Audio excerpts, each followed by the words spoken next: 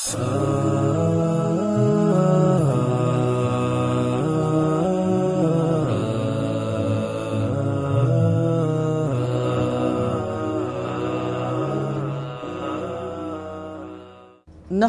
व नुसल्ली अला रसूलिहिल करीम अम्मा बाद फ़ाऊज़ु बिल्लाहि मिनश शैतानिर रजीम बिस्मिल्लाहिर रहमानिर रहीम रब्बि इश्रह ली सदरी व यस्सिर ली अमरी वहलुल उक़दतम मिन लिसानी यफ़क़हू क़ौली। अल्लाह के पाक नाम से सूरा यासीन का आगाज़ करते हैं। सबसे पहले हम सूरा यासीन का तारुफ देखेंगे। ये मक्की सूरत है और इसकी 83 आयात और 5 रुकू हैं। एक आयत के बारे में हमें ये कौल मिलता है, इन्ना नहनु नुह्यिल मौता व नक्तुबु मा क़द्दमू व आसारहुम।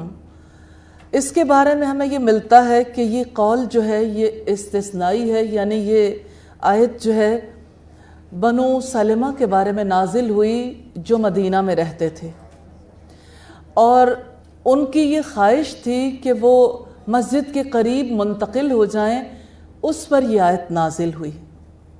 सूरत का नाम पहले ही लफ्ज़ यासीन से माखूज़ है, चूँकि इस सूरत का आगाज़ इन्हीं मुबारक हुरूफ से हुआ, इसीलिए इनको इसका नाम करार दिया गया। जहाँ तक इस सूरत का अपने से पहली सूरत के साथ ताल्लुक़ है, 3 चीज़ें जो हैं मुश्तरक हैं। जैसे सूरा फातिर में है वजाकुमुन नज़ीर, और इसी तरह से सूरा फातिर की आयत नंबर 42 में है वअक़समू बिल्लाहि जहद ऐमानिहिम लइन जाहुम नज़ीर। तो यूँ नज़ीर से मुराद मोहम्मद सल्लल्लाहु अलैहि वसल्लम है, जिनकी कुफ़ार ने तकज़ीब की थी। आप सल्लल्लाहु अलैहि वसल्लम को नबी मानने के लिए, अल्लाह का पैगंबर मानने के लिए वो तैयार नहीं थे। तो रब्बुल इज़्ज़त ने यहाँ कुरान हकीम की कसम खाकर इरशाद फरमाया कि आप यकीनन रसूलों में से हैं। दूसरी चीज़ जो दोनों सूरतों में मुश्तरक है, सूरा फातिर की आयत नंबर 13 में है वसख्खर शम्स वल कमर, कि उसने सूरज और चांद को मुसख्खर किया। और सूरा यासीन में है वशम्सु तजरी लिमुस्तक़र्रिन लहा, और सूरज अपने ठिकाने की तरफ चला जा रहा है। ज़ालिका तक़दीरुल अज़ीज़िल अलीम, ये अजीज़ो अलीम का बांधा हुआ मंसूबा है, यह उसकी तकदीर है। इसी तरह तीसरी चीज़ कश्तियों के बारे में है। सूरा फातिर की आयत नंबर 12 और सूरा यासीन की आयत नंबर 41 दोनों में ही इसका तज़किरा हमें मिलता है। तो यूँ हम देखते हैं कि मुश्तरका मौज़ूआत भी हैं। सूरा यासीन का मरकज़ी मौज़ू अक़ीदा है, वही और रिसालत की सच्चाई, अल्लाह की हाकमियत, बास बादुल मौत की बात दोहराई गई है। सूरत के हवाले से अगर हम देखें तो 2 ख़ास चीज़ें हैं जो सूरत में पाई जाती हैं।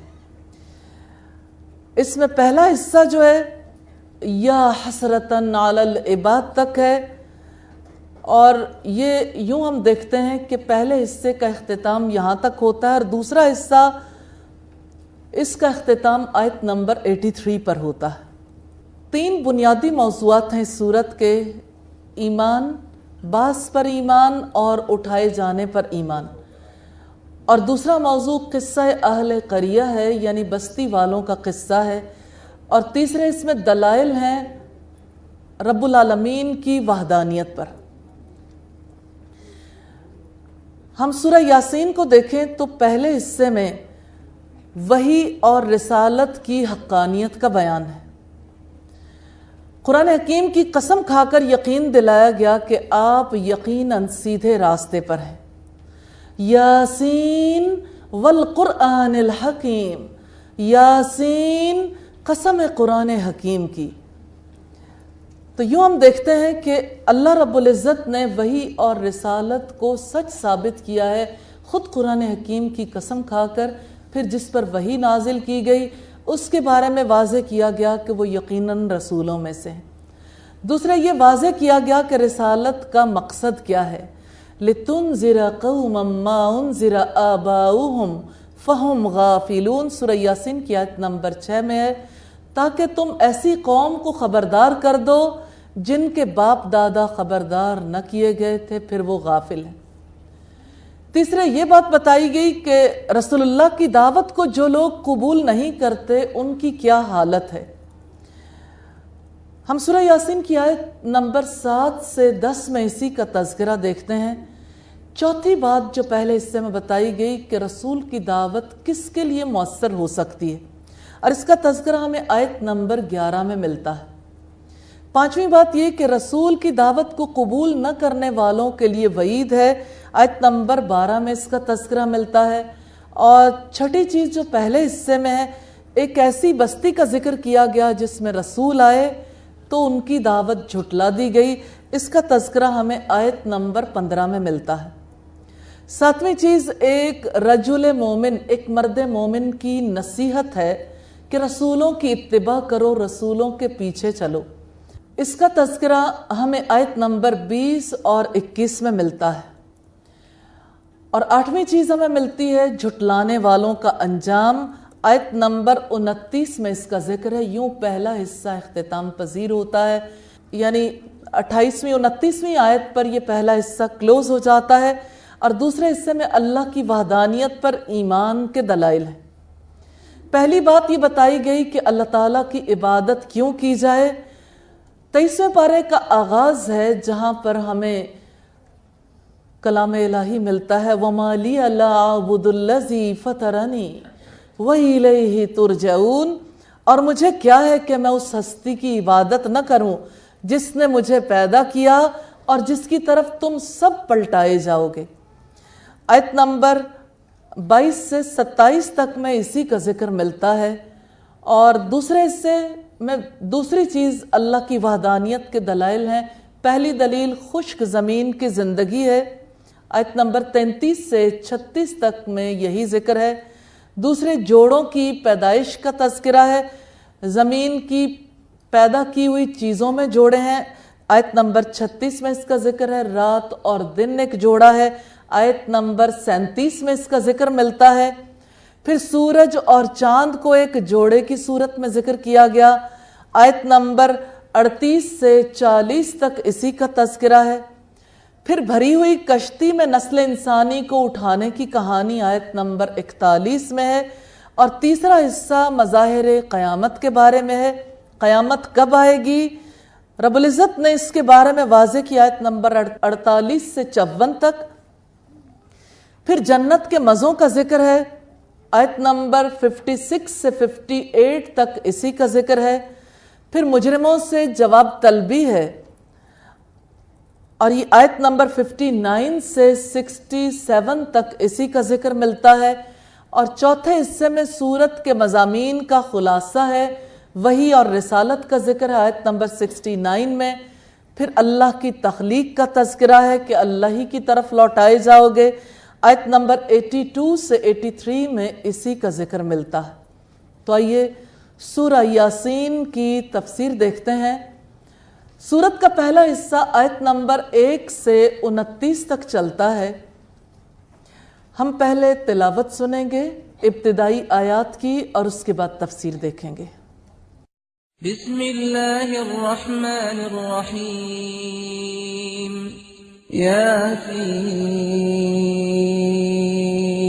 والقرآن الحکیم إنك لمن المرسلين على صراط مستقيم تنزيل العزيز الرحيم لتنذر قوما ما أنذر آباؤهم فهم غافلون لقد حق القول على أكثرهم فهم لا يؤمنون إنا جعلنا في أعناقهم أغلالا فهي إلى الأذقان فهم مقمحون وجعلنا من بين أيديهم سدا ومن خلفهم سدا فأغشيناهم فهم لا يبصرون وسواء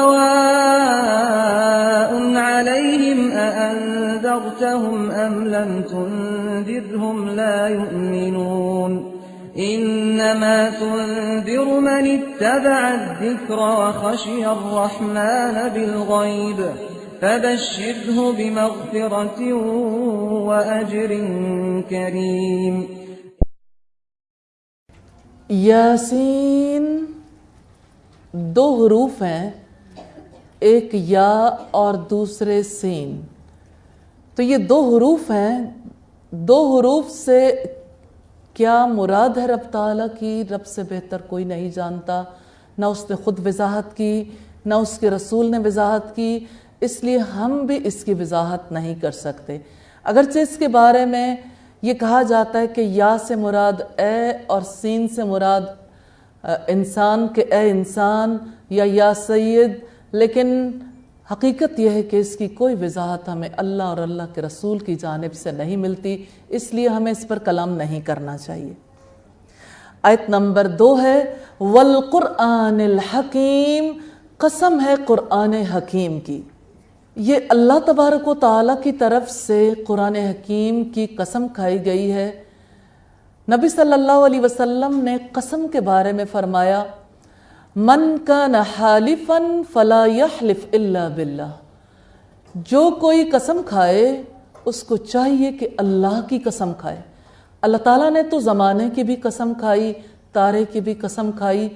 قانون اس کی مخلوق کے لیے ہے، وہ خود اس کا پابند نہیں ہے.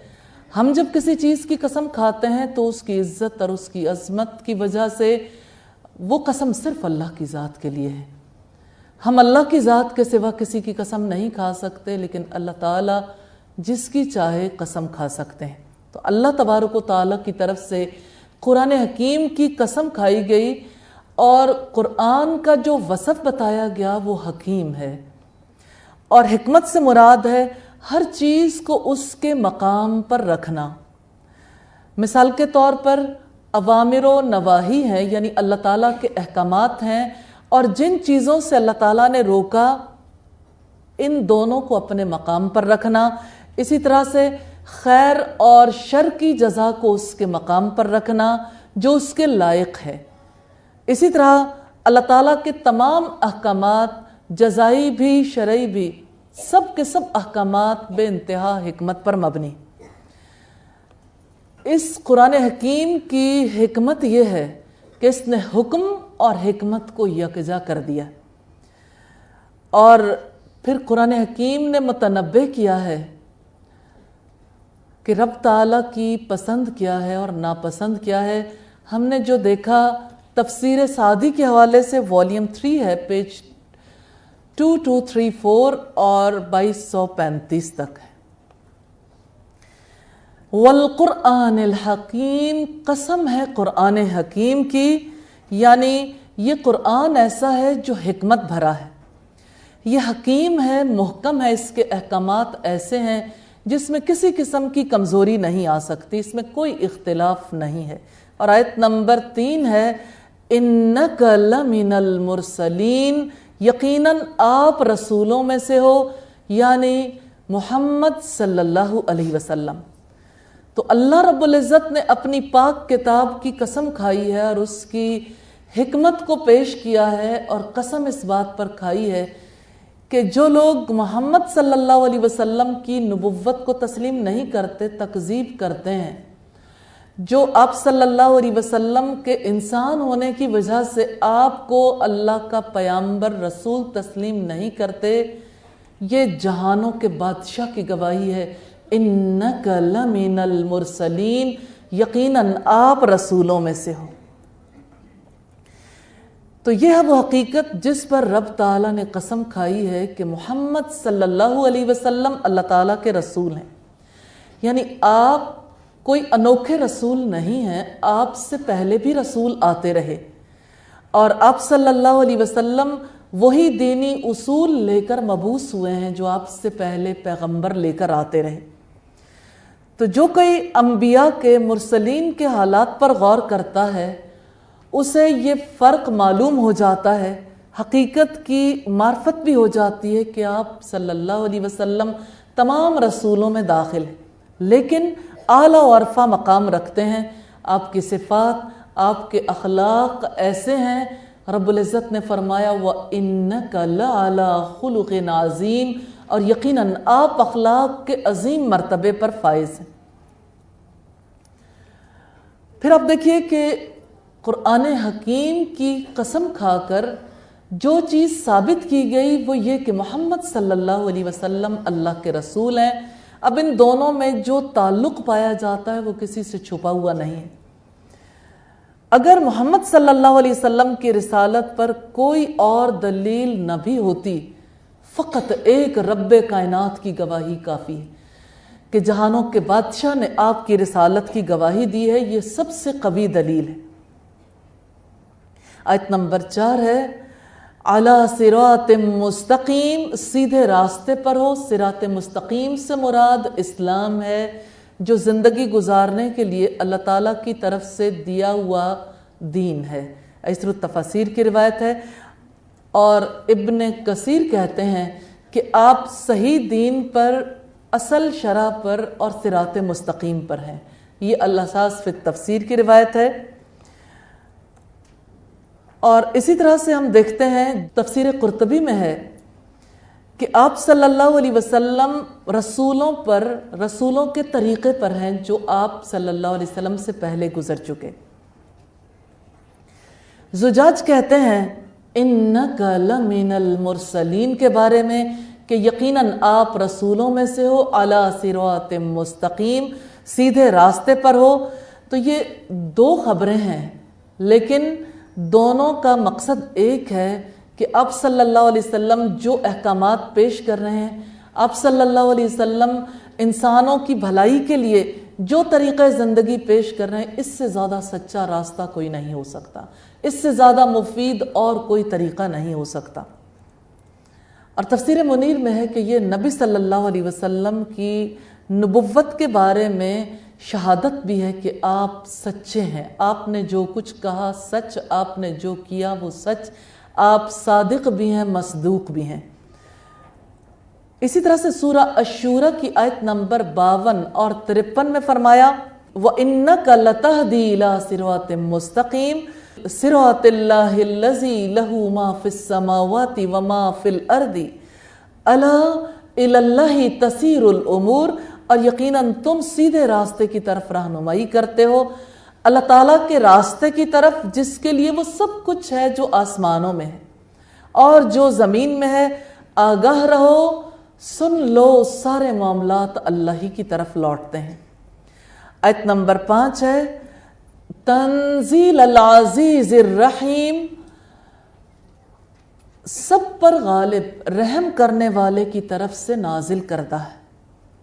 یہ قرآن اس ہستی کی جانب سے ہے جس پر کبھی کوئی غالب نہیں آ سکتا اور جو سب پر غالب ہے۔ اس کا غلبہ کیسا ہے اپنے وجود کے اندر تلاش کر کے دیکھیے۔ سانس روک کر، گردش خون کو روک کر، اپنے گردوں کے جگر کے افعال کو روک کر کوئی تصور بھی نہیں کر سکتا۔ آنکھ جو کچھ کرتی ہے اس پر اپنا حکم چلا کر دیکھیے، یا کان جو کچھ کرتے ہیں اس پر اپنا حکم چلا کر دیکھیے۔ جتنا غور و فکر کریں گے اتنا ہی یقین اندر اترے گا کہ یہ قرآن اس ہستی کی جانب سے ہے جو سب پر غالب ہے۔ یہ تو ایک وجود کی بات ہے، پوری کائنات میں دیکھیے، نہ سورج کے بس میں ہے کہ چاند کو جا پکڑے۔ آگے ہم سورہ یاسین میں پڑھیں گے کہ سورج جو اتنا قوی ہے، جس کی وجہ سے زمین پر زندگی کا نظام قائم ہے، اس سورج کی قدرت کا کیا حال ہے۔ سورج کے بس میں بھی نہیں ہے کہ وہ اپنے مقام سے سر منہ انحراف کر سکے۔ اوپر نظر اٹھا کر دیکھیں یا قدموں تلے، ہر جگہ اس کا غلبہ نظر آتا ہے۔ پھر وہ ایسا ہے کہ جو غالب ہونے کے باوجود رحم کرنے والا ہے، کہ وہ اپنے اولیاء، اپنے دوستوں، صالحین پر، صالح بندوں پر رحم کرتا ہے، دنیا میں بھی آخرت میں بھی۔ اگرچہ دنیا میں اس کی رحمت سے سبھی حصہ پاتے ہیں، لیکن اس کی اصل رحمت قیامت کے دن مومنوں پر ہوگی۔ اللہ سے دعا ہے اللہ تعالیٰ ہمیں اس کا سچا علم بھی نصیب فرمائے، اور اللہ تعالیٰ ہمیں بار بار ایسی مجالس میں شرکت کی توفیق بھی عطا فرمائے، اور اللہ تعالیٰ ہمیں ایسے کام زندگی میں کرنے کی توفیق دے جس سے وہ ہم سے راضی ہو جائے۔ سبحانک اللہم و بحمدک نشہد ان لا الہ الا انت نستغفرک و نتوب الیک۔ يا ليت اليوم تفهمني وتفهم خاطري وارحل تكلم والشجرة مني سيف الهم تراه استل سيف الهم تراه استل جفا الأصحاب يقتلني